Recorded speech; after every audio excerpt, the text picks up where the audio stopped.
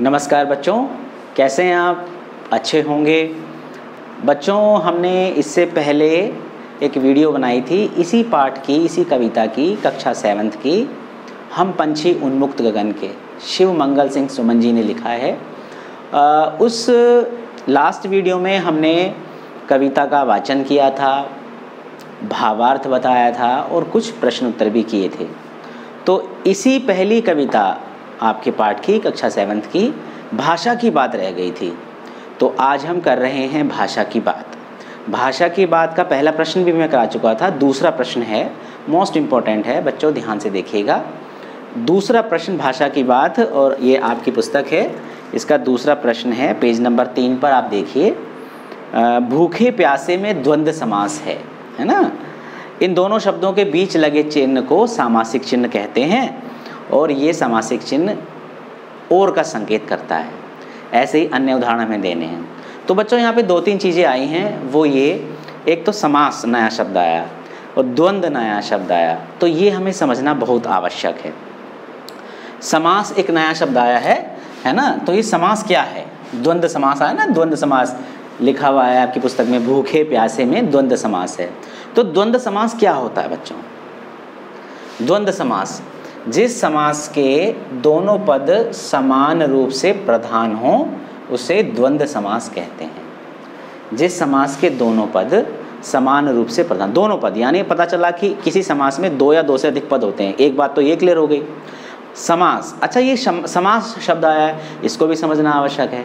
समास क्या होता है? परस्पर संबंध रखने वाले 2 या 2 से अधिक शब्दों के मेल को समास कहते हैं। परस्पर संबंध है 2 शब्दों में, है ना, और उनके मेल कराने से एक नया शब्द बनता है, उसे समास कहते हैं।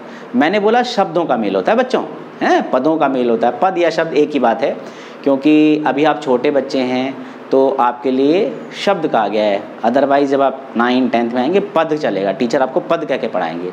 किसी भी वाक्य के अंदर जो शब्द हैं वही तो पद होते हैं, है ना। दोबारा बताता हूँ, किसी परस्पर संबंध रखने वाले 2 या 2 से अधिक शब्दों के मेल को समास कहते हैं।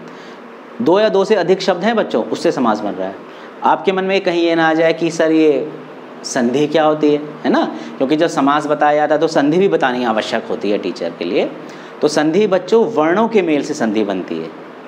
जैसे आपने पढ़ा है विद्यालय, विद्या जमा आलय, है ना, अ जमा अ बराबर आ, है ना, विद्या जमा आलय, दीर्घ संधि होगी ना, आ जमा आ बराबर आ, विद्यालय।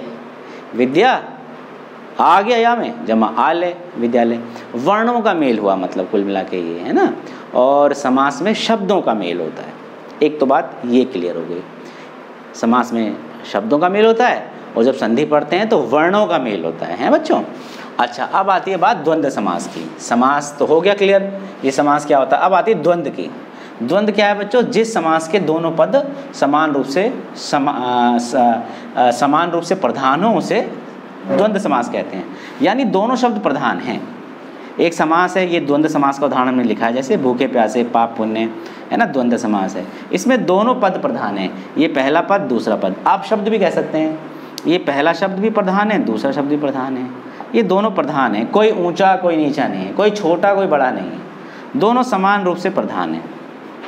और इनके बीच में ये ऐसे योजक चिन्ह लग जाता है ना, इसे सामासिक चिन्ह भी कहते हैं बच्चों। ये और की ओर संकेत करता है, ये इसका मतलब होता है, इसका मतलब होता है, ऐसे चिन्ह लगा रहता है और, है, क्योंकि जब हम समास का विग्रह करते हैं। अच्छा, ये लगा के हमने जो है भूखे प्यासे में हमने ये लगा दिया तो हमने ये द्वंद्व समास बना दिया, क्योंकि दोनों इसमें जो शब्द हैं या दोनों पद कह लीजिए या शब्द कह लीजिए समान हैं, प्रधान हैं, दोनों समान हैं। ठीक है, दोनों ही पद प्रधान हैं समान रूप से। न ये छोटा है बड़ा नहीं है कि ये बड़ा है छोटा, ये छोटा है बड़ा है, ये ऊंचा, ऐसा नहीं। दोनों जो शब्द हैं ये समान रूप से प्रधान हैं। ठीक है, तो ये चिन्ह लगा के हमने बना दिया क्या? द्वंद्व समास। अभी द्वंद्व समास के मैंने 4 उदाहरण लिखे हैं, भूखे प्यासे, पाप पुण्य, दाल रोटी, लाभ हानि।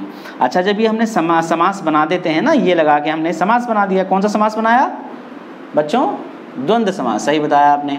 तो ये अब जो ये द्वंद्व समास बना दिया, इसको हम कहेंगे समस्त पद, है ना। ये द्वंद्व समास, इसको हम कहेंगे समस्त पद। ये सारे समस्त पद बन गए, द्वंद्व समास बनने का समस्त पद बन जाता है। आप ये भी छोटे हैं, ये भी छोड़ दीजिए, इसको भी छोड़िए आप। आप ये समझिए कि भूखे प्यासे जो है ना, द्वंद्व समास है। इसका विग्रह हम कर सकते हैं। विग्रह कैसे करेंगे? अलग अलग करना है ना। तो भूखे प्यासे को हमने लिखेंगे, ये मैंने बताया था, इसका मतलब और होता है। तो गणित की तरह भूखे प्यासे, भूखे और प्यासे, इस चिन्ह की जगह और लगा दीजिए बस। पाप पुण्य, पाप और पुण्य। दाल रोटी, बताओ उसमें क्या लिखेंगे? दाल और रोटी, बिल्कुल सही पहचान लिया आपने। लाभ हानि कैसे लिखेंगे बताओ? लाभ हानि। अच्छा बताइए, ये मैंने एक नया शब्द लिख रहा हूँ, मान लो अपना, ये योजक चिन्ह लगा दिया मैंने, पराया, ठीक है। ये सामासिक चिन्ह भी कहते हैं जिसे। बताइए विग्रह क्या करेंगे इसका? ऐसा विग्रह, इसका मतलब क्या होता है? चिन्ह का और होता है ना। तो क्या हो गया? अपना और पराया। क्लियर हो गई बात? समझ आया बच्चों? तो ये हमने आज मोटी मोटी बात पढ़ी किसकी? द्वंद्व समास की।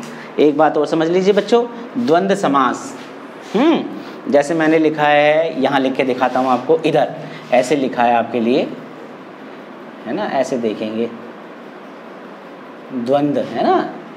इसको आप ऐसे भी लिख सकते हैं बच्चों, दा बनाया आपने, हलंत कर दिया आपने, फिर वाह बनाया, अंक की बिंदी लगाई, फिर दा बनाया, हलंत कर दिया, फिर जो है वाह लिखा, द्वंद्व।